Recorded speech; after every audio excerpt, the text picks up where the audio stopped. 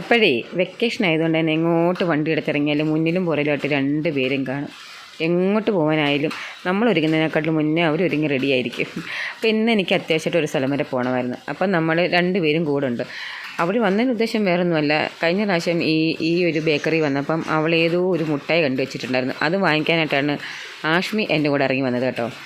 അവിടെ ചെന്നപ്പോഴത്തേക്കും കാര്യമായിട്ട് ആ മുട്ടായില്ല. പിന്നെ ഞാൻ വിചാരിച്ച് കയറിയതല്ലേ, അപ്പോൾ പിന്നെ പിള്ളേർക്ക് എന്തെങ്കിലും മേടിച്ചു കൊടുത്തിട്ട് പോകാമെന്ന് വിചാരിച്ച്. അങ്ങനെ അവർ കണ്ട ഒരു സ്ട്രോബെറിയുടെ ഐസ്ക്രീം ഷേക്കും ഒരു പാഷൻ ഫ്രൂട്ടിൻ്റെ മൊജിത്തോയുമാണ് കുടിച്ചത് കേട്ടോ. വലിയ ചൂടൊന്നും ഇല്ലായിരുന്നു, കാരണം ഇന്നിപ്പോൾ രാവിലെ വരെ നല്ല മഴയുണ്ടായതുകൊണ്ട് ചൂടൊന്നും ഇല്ലായിരുന്നു.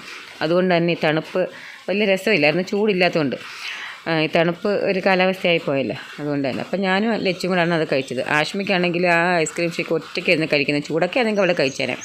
ഞാൻ പറഞ്ഞു ഇത് കഴിക്കാതെ ഒരു അടി മുന്നോട്ട് വെച്ചേക്കരുതെന്ന് പറഞ്ഞാൽ 2 പേരെയും കൊണ്ട് അത് കഴിപ്പിച്ചു കേട്ടോ. ഇച്ചിരി ഇരുന്നാൽ പോലും ഞാനത് കഴിച്ചു, കാരണം നമ്മൾ കാശ് കൊടുത്ത് വാങ്ങിക്കുന്നതല്ലേ. പിന്നെ അവിടുന്ന് കുറേ സാധനങ്ങളൊക്കെ വാങ്ങി ഞങ്ങൾ തിരികെ വന്നപ്പം കുറച്ച് പച്ചക്കറി വാങ്ങണമല്ലോ. അങ്ങനെ ഇവിടെ ഒരു ഹോൾസെയിൽ പച്ചക്കറി കടയുണ്ട് കേട്ടോ. അവിടെ വിഷുവിനുള്ള സാധനങ്ങളാണ് ഇറക്കിയിട്ടിരിക്കുന്നത് മൊത്തം. എല്ലാ ഫ്രൂട്ട്സും മത്തങ്ങയും വെള്ളരിയും എല്ലാം. അങ്ങനെ ഞങ്ങൾ കുറച്ച് പച്ചക്കറി, വിഷുവിനുള്ള അല്ലാതെ കുറച്ച് പച്ചക്കറിയൊക്കെ വാങ്ങി ഞങ്ങൾ അവിടെ നിന്ന് സ്ഥലം വിട്ടു. അപ്പോൾ ആദ്യമായിട്ടാണ് തന്നെ സബ്സ്ക്രൈബ് ചെയ്യണേ.